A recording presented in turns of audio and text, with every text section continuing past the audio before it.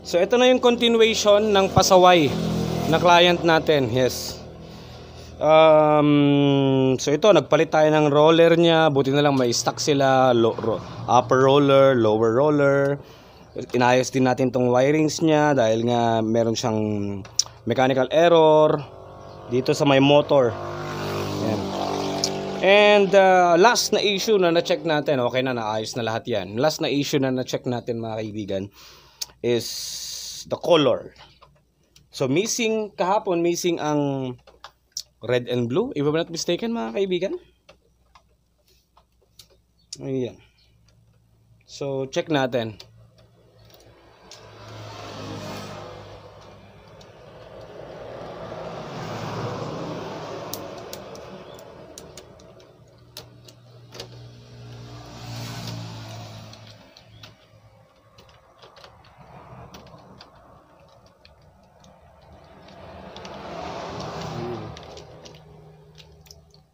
Alright.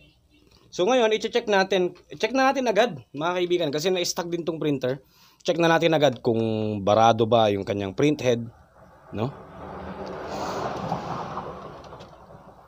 Alright. Hindi ko maayos tong ano ko. Yan. So check na natin agad kung merong problem, no? Sa print head.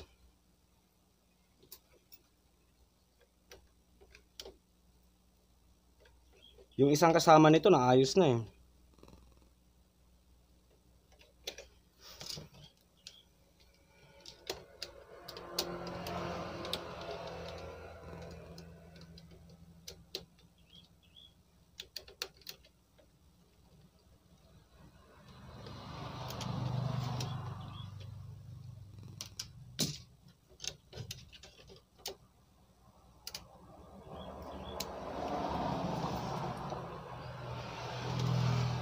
So check natin kung barado yan.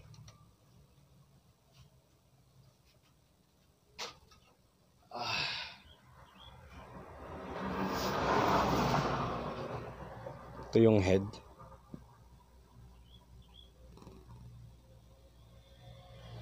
Siyempre gamit natin basic muna, cleaning solution.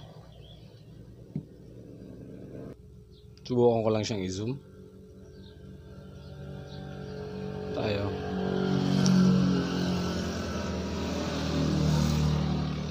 Check natin kung barado siya.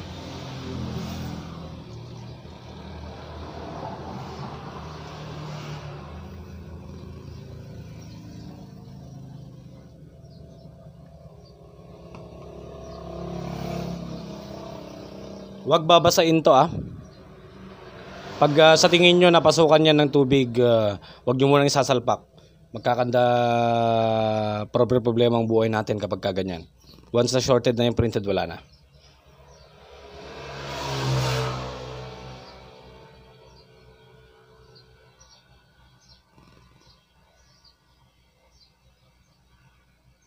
So far merong yellow. Good yellow. Next. Magenta.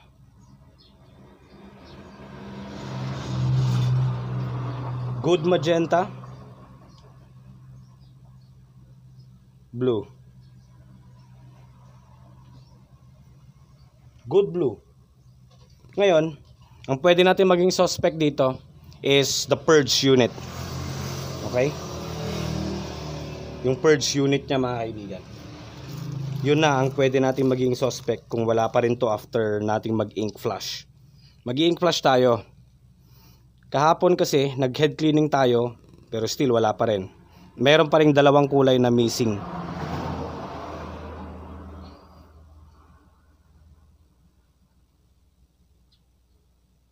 Again, kung sa tingin nyo nabasa nyo to, huwag nyo muna siyang isasalpak.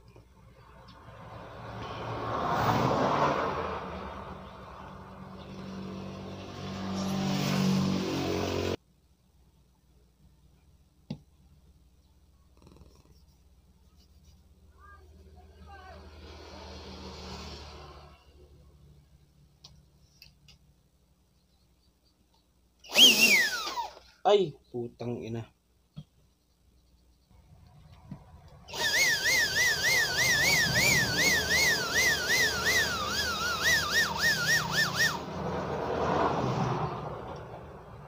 Salpak natin.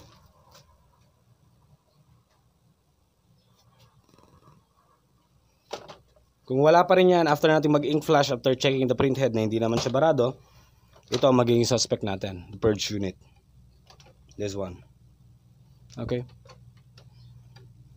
Clear? So make sure na hindi siya nabasa. Even the pins, check the pins kung nabasa.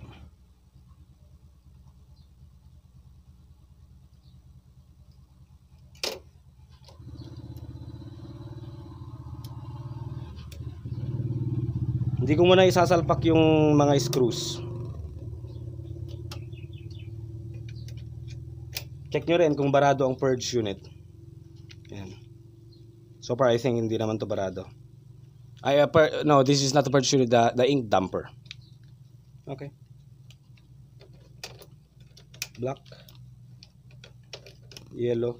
Bago kayo mag-ink flash, make sure na may sapat na laman ang tank. Monitor nyo rin to, baka mapuno, maglilik at paglilik yan. Babahan ng ink.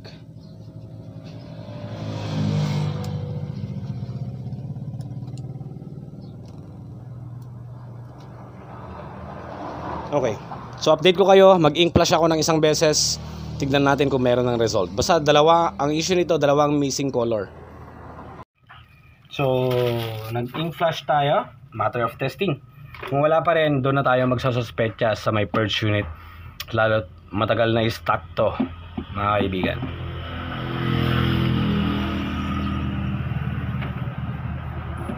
Test print tayo.